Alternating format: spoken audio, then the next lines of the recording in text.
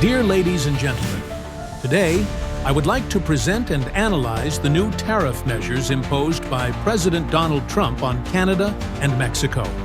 A controversial economic move that has drawn criticism from financial experts as well as renowned journalists. Background and objectives of the tariff policy.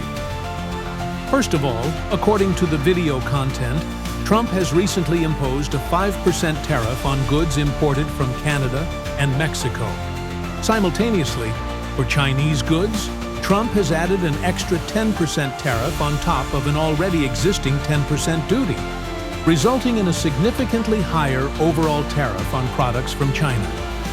This measure is not just an economic tool, it is perceived as an act of war aimed at disrupting supply chains and the global flow of goods. Traditional U.S. trading partners, Canada, Mexico, and China, have swiftly retaliated with their own tariff measures, sparking concerns about the onset of a large-scale trade war. Second, market reaction and economic consequences. Analysis shows that immediately after these new tariffs took effect, the U.S. stock market reacted strongly.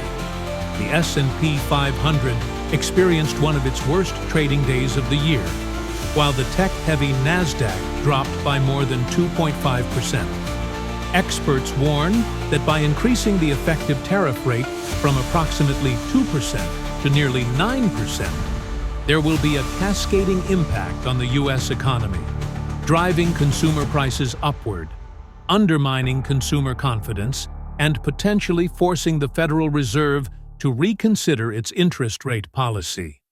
Additionally, a report from the Atlanta Fed indicates that the GDP forecast for the first quarter has been significantly revised downward, reflecting the mounting pressures both internally and externally on the U.S. economy. Third, criticism from experts and the media. A crucial part of the debate is the sharp criticism from the Wall Street Journal, which ran an editorial titled, "Trump Takes the Dumbest Tariff Plunge." Analysts argue that this decision is not only a strategic economic error, but also a move that risks triggering an economic recession, as the burden of these tariffs will ultimately fall on American consumers. In an environment already challenged by multiple financial bubbles, this tariff policy is seen as a self-inflicted blow to the nation's economy. Fourth, political implications and underlying objectives. It is important to stress that the decision to impose these tariffs also carries deep political implications. Trump has long positioned himself as a tough negotiator in trade, consistently advocating for tariffs as a tool to pressure even the closest allies, such as Canada and Mexico, into making concessions in bilateral negotiations.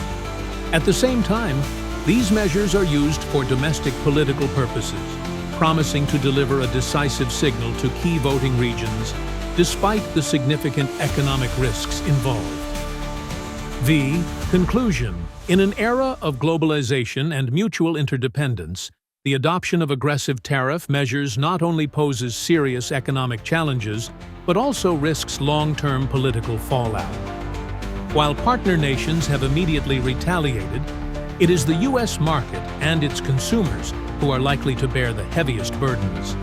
This policy, as underscored by experts and detailed analyses, could mark a dangerous turning point for the U.S. economy, a spontaneous trade war that may lead to an economic recession, trigger inflation concerns, and disrupt the global financial system.